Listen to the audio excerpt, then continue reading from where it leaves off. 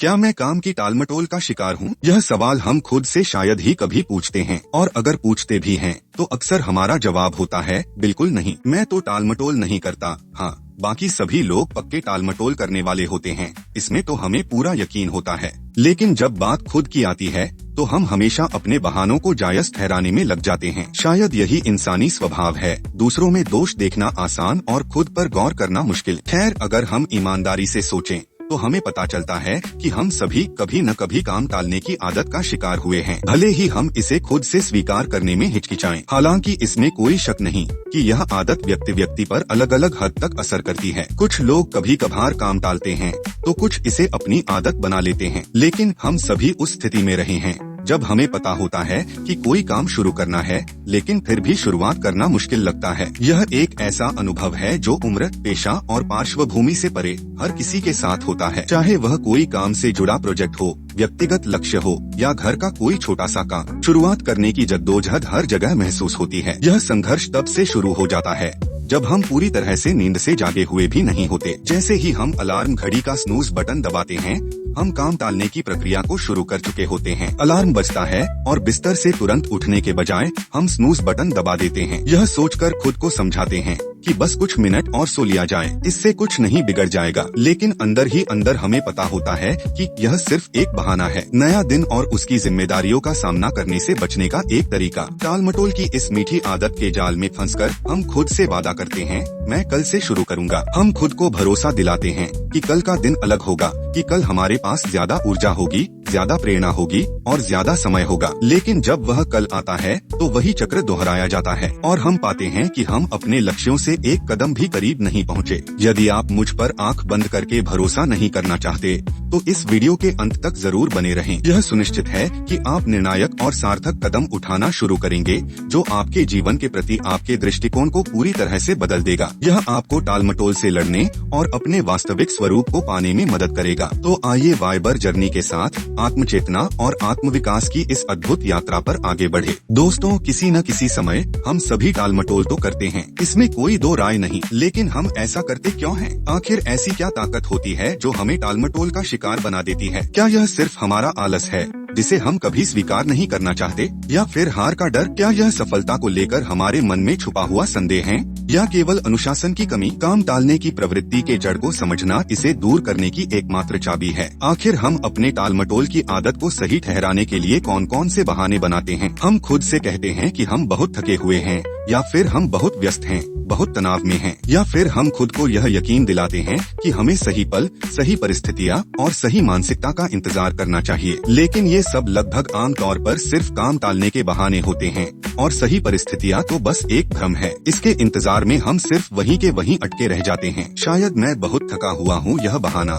उस आवश्यक और मुश्किल काम से बचने का आसान तरीका है, जिसे हम नेटफ्लिक्स देखने का या फिर सोशल मीडिया पर समय बर्बाद करने का एक औजार बना लेते हैं। हम खुद से कहते हैं कि हमें ब्रेक चाहिए, आराम करना है और ऊर्जा वापस पाना जरूरी है। लेकिन अक्सर यह आराम हमें और भी ज्यादा थका हुआ और अपराध बोध से भरा हुआ छोड़ जाता है, क्योंकि हमने कुछ हासिल ही नहीं किया होता। या फिर यह कहना, मैं दबाव में बेहतर काम करता हूँ, सिर्फ खुद को धोखा देने के बराबर होता है, और यह हमारे काम शुरू न करने का एक हथियार बन जाता है। हम खुद को यह यकीन दिलाते हैं कि हमें कुछ दबाव या एक आखिरी समय की घबराहट और उससे मिलने वाली एड्रेनालिन रश चाहिए ताकि हम अपना सबसे अच्छा काम कर सकें। लेकिन इसका नतीजा अक्सर बेवजह के तनाव और औसत दर्जे के परिणामों के रूप में ही होता है। मेरे पास समय नहीं है से लेकर मेरा मूड नहीं है तक हमारे पास बहानों की कोई कमी नहीं होती। हर बहाना टालमटोल की दीवार में एक नई ईंट जोड़ देता है। हम अपने शेड्यूल को निरर्थक कामों से भर लेते हैं और खुद को यकीन दिलाते हैं कि हम बहुत सही चल रहे हैं। लेकिन सच्चाई यह है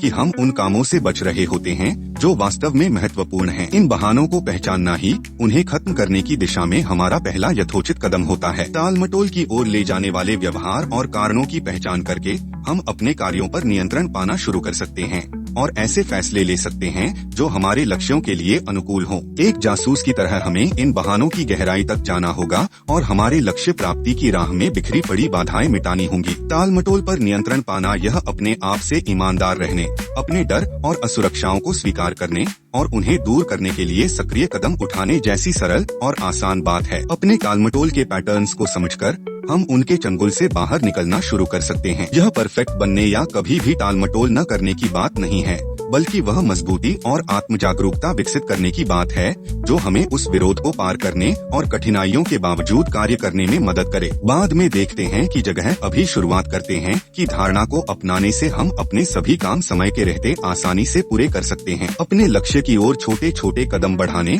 और रफ्तार बनाने से हम आगे बढ़ सकते हैं। यह सफर जागरूकता से शुरू होता है और अपने बहानों का सामना कर उन्हें परास्त करने तक हमें ले जाता है। टालमटोल पर नियंत्रण पाना यह असुविधा को गले लगाकर हमारे आराम के दायरे से बाहर कदम रखने से ही मुमकिन है। तो चलिए पहला कदम उठाएं, फिर दूसरा, और देखते ही देखते हम अपने सपनों को पाने की राह पर होंगे।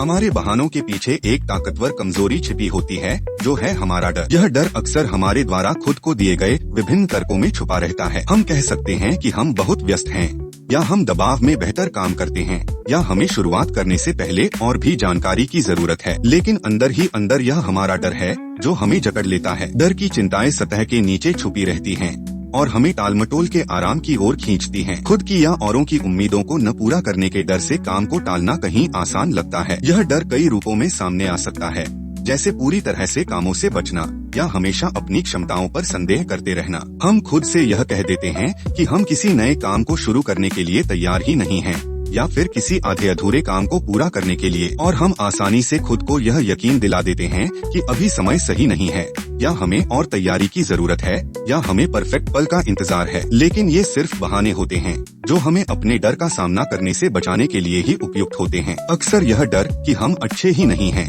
हमें आगे बढ़ने से रोकता है। यह डर हमारी गहराई में दबा हुआ होता है, जो हमारे पिछले अनुभवों या सामाजिक दबावों से उत्पन्न होता है। हमें चिंता होती है कि हमारी कोशिशें सफल नहीं होंगी, या हमें आलोचना मिलेगी, या हम खुद को और दूसरों को निराश करेंगे। यह डर हमें पूरी तरह से कार्रवाई करने से ही रोक लेता है। परफेक्शनिज्म भी अपनी भूमिका निभाता है, जो हमसे परफेक्ट परिणाम की मांग करता रहता है। परफेक्शन का पीछा करना हमें अपाहिज बना सकता है, क्योंकि हम खुद के लिए असंभव लक्ष्य तय कर लेते हैं। हम गलतियों से बचने पर इतना ध्यान केंद्रित कर लेते हैं कि अंत में कोई कार्रवाई ही नहीं करते और हमारी तरक्की नहीं हो पाती। सच्चाई यह है कि डर निष्क्रियता की छाया में पलता है। जब हम कार्रवाई से बचते हैं तो हम अपने डर को और भी ताकत देते हैं। वे बढ़ते हैं और भीतर ही भीतर सड़ते रहते हैं, जिससे वे और भी डरावने लगने लगते हैं। जितना अधिक हम देरी करते हैं, उतना ही हमारे काम असंभव लगने लगते हैं। यह एक दुष्चक्र बन जाता है, जिसे तोड़ना महाकठिन हो जाता है। जितना अधिक हम काम टालते हैं, उतनी ही अधिक शक्ति हम अपनी चिंताओं को दे देते हैं। समय हमारा दुश्मन बन जाता है, दबाव बढ़ता है और हमारा डर गहराता चला जाता है। इसके परिणामस्वरूप हम परेशानी महसूस करने लगते हैं और शुरुआत करने का विचार हमें और भी डरावना लगता है। दोस्तों, लेकिन समय हमारा मददगार साथी भी बन सकता है अगर हम तुरंत कार्रवाई करने का फैसला करें। अपने डर का सीधा सामना करके हम उसके प्रभाव को कम कर सकते हैं। छोटे छोटे कदम उठाने से बड़ा बदलाव आ सकता है। हमारा हर छोटा कदम हमारे डर को थोड़ा कम कर देता है। जैसे जैसे हम कार्रवाई करते हैं, हमारी गति बढ़ती है और हमारा आत्मविश्वास मजबूत होता है। हम महसूस करने लगते हैं कि हमारे डर उतने शक्तिशाली नहीं हैं जितने पहले लगते थे। हम यह समझने लगते हैं कि साहस का मतलब डर की अनुपस्थिति नहीं है, बल्कि उस पर विजय पाना है। डर किसी भी नई प्रक्रिया का स्वाभाविक हिस्सा है, लेकिन उसका सामना करके और उस पर विजय पाने से ही हम अपनी इच्छा शक्ति वापस पाते हैं और नई संभावनाओं के द्वार खोलते हैं। कई बार हमारी अपनाई हुई धारणा हमारे टालमटोल की वजह बन जाती है। यह विश्वास कि हमारी क्षमताएं सीमित हैं, हमारे खुद पर लगाम कस देती है। हम अक्सर ऐसा कहते हैं, मैं इसमें अच्छा ही नहीं हूँ, या यह मेरी ताकत ही नहीं है। ऐसा कहना हमारी क्षमताएं और भी सीमित कर देती हैं। हम खुद को मैं क्रिएटिव नहीं हूँ, या मैं इसमें कमजोर हूँ, या मैं बहुत शाय हूँ जैसे लेबल लगाकर बांध लेते हैं। ये लेबल हमें उन्हीं सीमाओं में कैद कर देते हैं जो हमने खुद पर लगाई होती हैं। जब हम मान लेते हैं कि हम किसी चीज में स्वाभाविक रूप से ही कमजोर हैं, तो हम उसमें सुधार करने के लिए भी कम प्रयास करते हैं और इस तरह औसत दर्जे की सीमित मानसिकता के चक्र में बंधे रहते हैं। लेकिन क्या हो अगर हम इसे एक अलग दृष्टिकोण से देखें? क्या हो अगर हम मर्यादित क्षमताओं की धारणा को चुनौती दें और खुद को विकास और परिवर्तन के योग्य माने? यह मानसिकता में बदलाव संभावनाओं की एक नई दुनिया खोल सकता है, जिससे हम चुनौतियों को बाधा के बजाय अवसर के रूप में देख सकें। क्या हो अगर हम ऐसी संभावनाओं का विस्तार करके अपने कंफर्ट जोन से बाहर कदम रखने और नए अनुभवों को अपनाने की मानसिकता अपनाएं? विकासशील मानसिकता हमें कठिन समय में भी प्रयास करना जारी रखने के लिए प्रेरित करती है। यह हमें सिखाती है कि कभी हम सफल नहीं हुए तो यह हमारे काबिलियत की मर्यादा नहीं है,